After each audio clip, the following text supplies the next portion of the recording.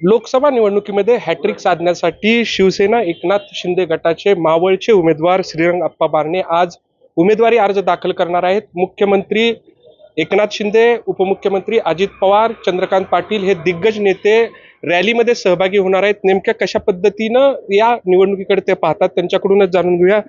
काय सांगाल, कशाच्या आधारावर आपण ही निवडणूक जिंकू असं तुम्हाला वाटतं?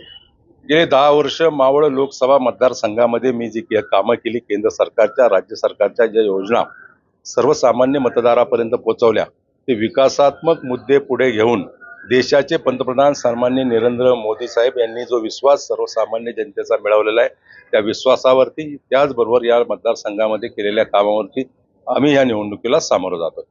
खरं तर विरोधी उमेदवार जे आहेत संजय वागिरे तेही पिंपरी चिंचवड मधलेच आहेत। एकूण जर वेळेस पाहायला जातं की गावकी भावकीची अमृत नोनी गॅस्ट्रिन, अपचन, ऍसिडिटी, गॅस्ट्रबल ह्यापैकी तुम्हाला कुठलाही गॅस्ट्रिक प्रॉब्लेम झाला, उपाय एकच, अमृत नोनी गॅस्ट्रिन। निवडणूक होईल किंवा नातेगोत्यांचं प्रचंड राजकारण शहरात चालतं, त्याच्याकडे कसं पाहता?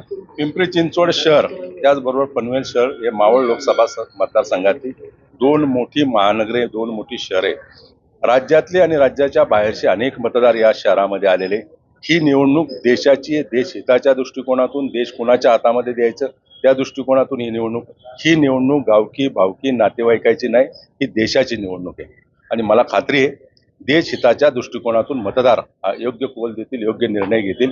येणाऱ्या निवडणुकीमध्ये तिसऱ्यांदा माझा विजय होईल। खरं तर विरोधी उमेदवार जे आहेत त्यांच्यासाठी उद्धव ठाकरे, शरद पवार किंवा आणखी इतर दिग्गज नेतेही सभा घेतील, त्याचा काही परिणाम होईल का? आणि ज्या पद्धतीने उद्धव ठाकरे शिंदेवर टीका करतायत की महत्व जे आहे ते कमी झाले, जागा वाटपामध्ये वाट पाहावी लागते, त्याकडे कसं पाहता? जागा वाटप खरं तर पूर्णतः झालेलं आहे। या निवडणुकीमध्ये विरोधी पक्षाकडे कुठले विकासात्मक मुद्दे नाही, त्यांच्याकडे चेहरा देशाचं नेतृत्व करणारा नाही आणि या दृष्टिकोनातून टीकात्मक याच्या पलीकडे त्यांच्याकडे दाखवण्यासारखं नाही आणि म्हणून ते टीका टिप्पणी करतात। येणाऱ्या कालावधीमध्ये मतदार ते ठरवणार आहे आणि मतदार 100% देश पुन्हा एकदा मोदीजींच्या नेतृत्वाखाली या लोकसभेच्या निवडणुकीमध्ये देश त्यांच्याकडे नेतृत्व पाहत आहे। कैलासपुरी, झी मीडिया, पिंपरी चिंचवड।